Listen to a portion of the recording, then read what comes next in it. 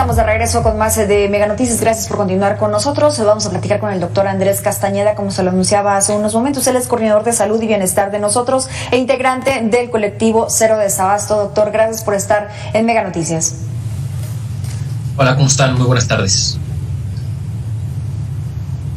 Buenas tardes. Doctor, de acuerdo al último reporte que tiene Cero Desabasto, en el 2021 se duplicó el desabasto de medicamento en todo el país, pero las cifras oficiales o los discursos oficiales señalan que ya se está disminuyendo esta situación. ¿Es así?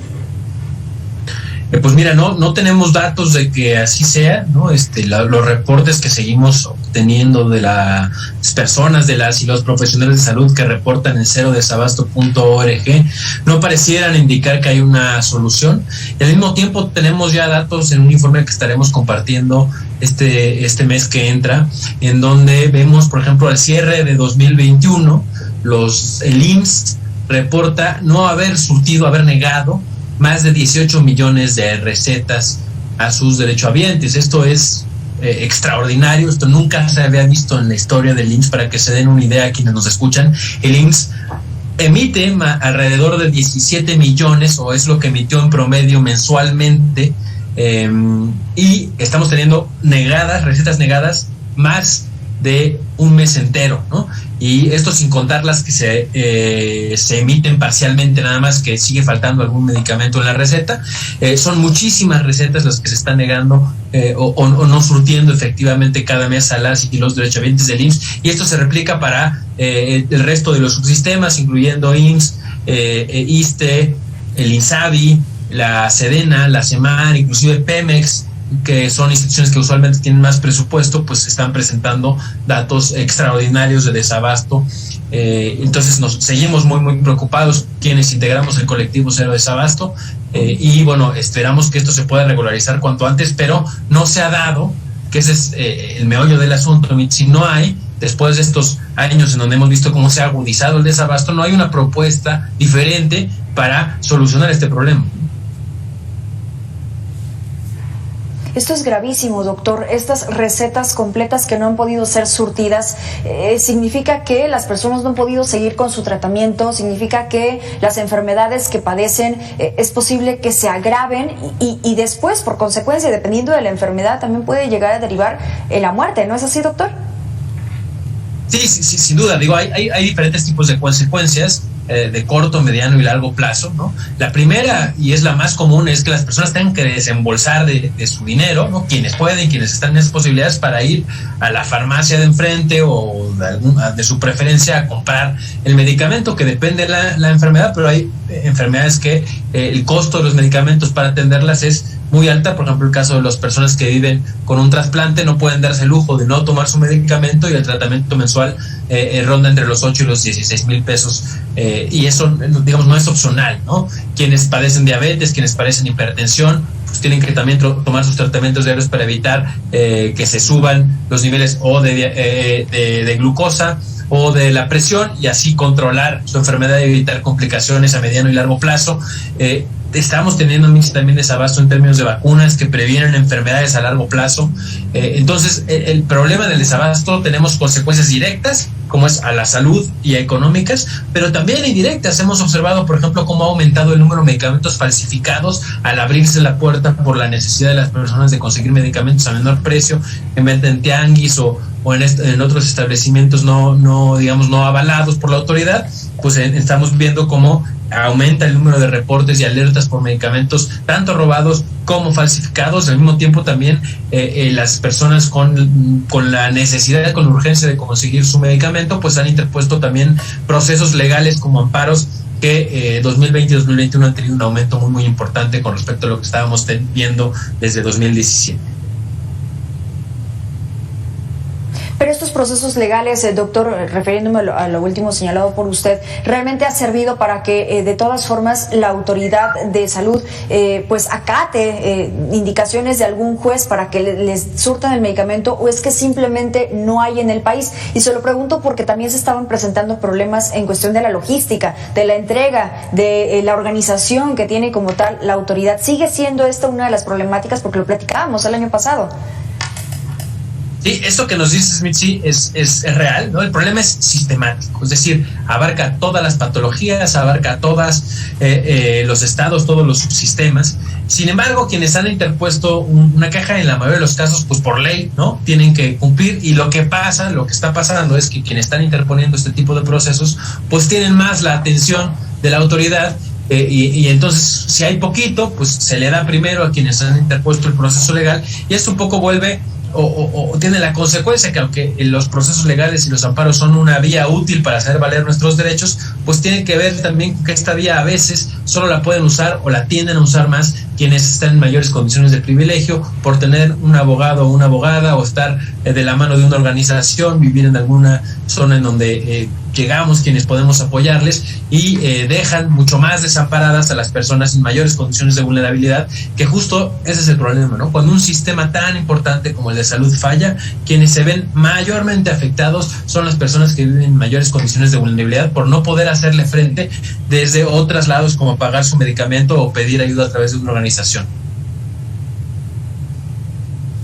Sí, así es, y estas largas que tienen en las farmacias públicas, pues también ha sido otra de las situaciones, las vueltas que tienen que dar y no tienen otro tipo de solución. Déjeme preguntarle, ¿qué padecimientos son los que están teniendo mayor problema para poder surtir tratamientos o medicinas? Y la otra también, que deriva de esta misma situación, ¿qué estados de la República están padeciendo más esta situación, o es un tema generalizado en todo el país? Porque en algún momento, el 16 de diciembre, cuando se hizo un balance precisamente con esta situación y que Sedena se iba a encargar de la distribución, hablaban de que solamente 10 estados habían pues aceptado que las Fuerzas Armadas se encargaran del abasto de medicinas.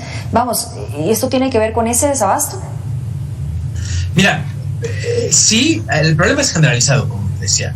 Cada estado tiene su particularidad por varias razones. Por ejemplo, no es lo mismo Coahuila, en donde el 60% de las personas, un poco más, es derechohabiente del IMSS, que Tabasco o Oaxaca, en donde menos del 20%. Entonces, la responsabilidad de la mayor parte de la atención de la población recae en los gobiernos estatales, como en el caso de Oaxaca, a diferencia de Coahuila, en donde la mayor parte de la distribución depende del IMSS, que es una institución federalizada, ¿no? Y además tenemos también un tema de diferencias geográficas propias. No es lo mismo repartir en Chiapas, donde tienes que entrar a la selva, subir a la sierra, etcétera, que en otros estados, como a lo mejor podríamos decir que San Luis Potosí, que a pesar que tiene algunas zonas de difícil acceso, en su mayoría digamos está bien comunicado, ¿no? Un poco la variación del reto es mucho, pero el problema sigue siendo un poco originado por cambios en los mecanismos de adquisición de las compras y de distribución, los contratos de quienes distribuían estos medicamentos, quien ya sabían cómo hacerlo,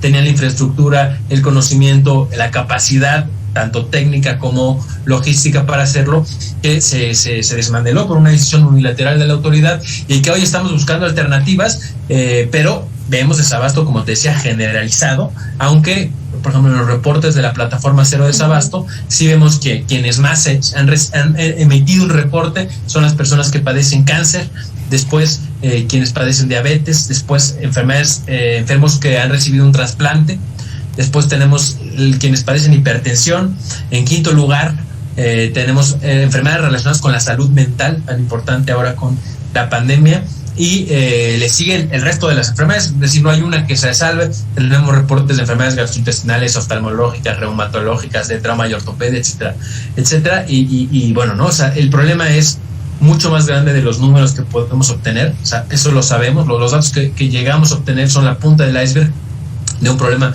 mucho, mucho mayor que está quejando a todos quienes vivimos aquí en México. Sí.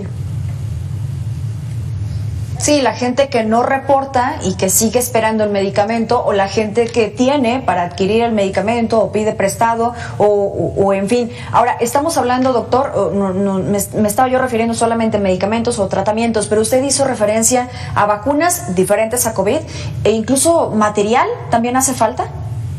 Sí, sin duda. El desabasto lamentablemente es generalizado. Hay desabasto de material de curación, inclusive de material tan importante como para poner prótesis, para realizar cirugías, etcétera. El desabasto es generalizado, como te decía, porque el origen el desabasto viene en el proceso de adquisición de medicamentos e insumos, ¿no?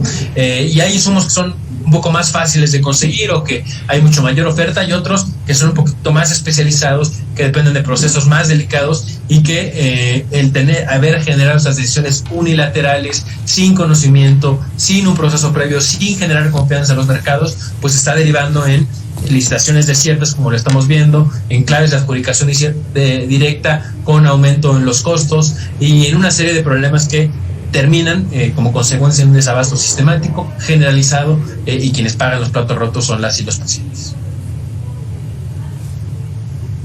Obviamente lo que estamos esperando es que se acabe con esta situación, pero doctor, ¿usted ve que en los próximos 3 años que queda de la administración federal se pueda acabar con este rezago? Pues yo creo que no debemos de aceptar lo menos. Creo que el gobierno de la República tiene esa intención, lo ha manifestado en sus programas, medicamento gratuito para todos. Creemos que la intención de todas las partes es garantizar el derecho a la salud, porque hay que decirlo, es un derecho, nos toca a la ciudadanía exigir y ayudar a que esto pueda suceder. Desde la sociedad civil así lo hacemos, estamos señalando el problema con la mejor intención de poder sumarnos a que la autoridad, quien es responsable de garantizar el acceso a los medicamentos, cumpla, y sabemos que es un problema tan complicado, tan complejo, que no lo puede resolver una sola de las partes, ¿no? Necesitamos la colaboración de las y los pacientes, de las y los profesionales de salud, de la industria, de la academia, de la sociedad civil y por supuesto de todas las organizaciones que integran el gobierno. Sí, totalmente. Ahora, ya nada más para terminar esta entrevista, y se lo pregunto como médico, yo entiendo que sin la falta de un tratamiento completo puede derivar en la muerte, pero un paciente con cáncer, usted me decía, un paciente con diabetes, que son los principales medicamentos que faltan, incluso gastrointestinales que también no han sido entregados, ¿qué consecuencias puede llegar a tener un paciente que no recibe un medicamento a tiempo? Pues como te decía, puede ser desde el rechazo de un órgano trasplantado al no recibir el medicamento necesario, puede ser con la complicación de la diabetes, que hay varias, ¿no? El avance pues en el proceso degenerativo de la diabetes, o el que el cáncer reduzca las probabilidades de curación si se retrasa el tratamiento, si no se dan los esquemas completos, ¿no? Puede ser de ese tamaño la diferencia en las consecuencias de la no administración o de no el consumo de medicamento a tiempo. Sí, se debe tener conciencia y, bueno, como usted decía, trabajar entre todos. Se puede seguir haciendo los reportes, doctor, a Cero Desabasto, para que se pueda tener un balance de cómo ha estado ocurriendo, y a pesar de los discursos, uno va a la farmacia del Instituto Mexicano de Seguro Social, por ejemplo, que nos toca a nosotros, y no hay el medicamento, no hay consultas tampoco, no hay citas para especialistas, y esto es bien grave, y es muy fácil, bueno, pues achacarlo solamente a la pandemia.